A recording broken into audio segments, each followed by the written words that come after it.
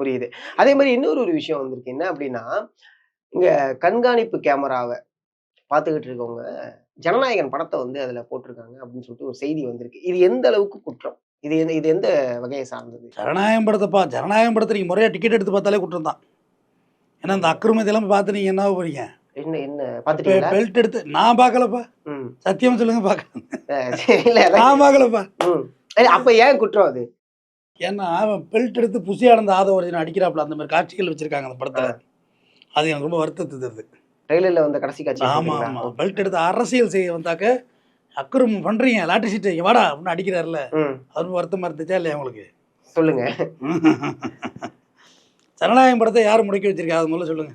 அந்த கேள்விக்கு பதில் கேட்ட பிறகு தான் ஜனநாயகம் படத்தை இப்ப எலெக்ஷன் கமிஷனுங்கிறது சென்ட்ரல்ல சேர்ந்து. ஜனநாயகம் படத்தை யார் சென்சார் போர்டு யார் கையில் இருக்கு? சிம்பிளா கேள்வி. சென்ட்ரல். ஏன் நீங்க ஜனநாயகம் படத்தை முடக்கி வச்சிருக்காங்க, அது உங்களுக்கே தெரியும். யார் யார் யார் சொல்லு சொல்லு சொல்லு சொல்லு.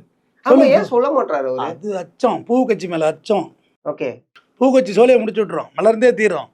ஓகே, இப்ப நான் தைரியமா சொல்றேன், மத்திய அரசு சென்சார் போர்டு இடி வச்சு கையில வைத்துக்கொண்டு விஜயை மிரட்டுகிறது பாவம் விஜய் நான் சொல்றேன். இந்த தைரியம் அவருக்கு இருக்கா? புரியுது.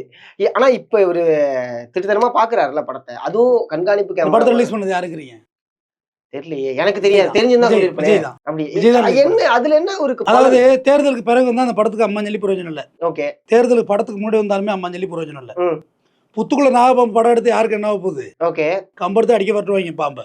இல்ல புத்துக்குள்ள இருந்தா தெரியாது. வேற புத்துக்குள்ள எட்டி பார்த்த வேலை தான் இந்த படத்தை இப்படி பண்ணது எல்லாமே. ஓகே, அந்த ப்ரொடியூசருக்கு வேற ஒரு படம் அடிக்க போறாரு விஜய். எழுதி வைத்துக் கொள்ளுங்கள், இந்த தொலைக்காட்சி சொல்றோம், விஜய் படம் அடிக்கிறாரு. கன்ஃபார்ம் தேவியன் கம்பெனி படம் அடிக்க எழுதி வைத்துக் கொள்ளுங்கள். அப்புறம் என்ன? ஓகே, கன்ஃபார்ம்லாம் இல்ல. விஜய் இந்த எலெக்ஷன்ல ஜெயிச்சுட்டா விஜய் கட்சியை பத்தி நான் அரசியலே பேசுவதில்லை. சத்தியம் சத்தியம் சத்தியம்.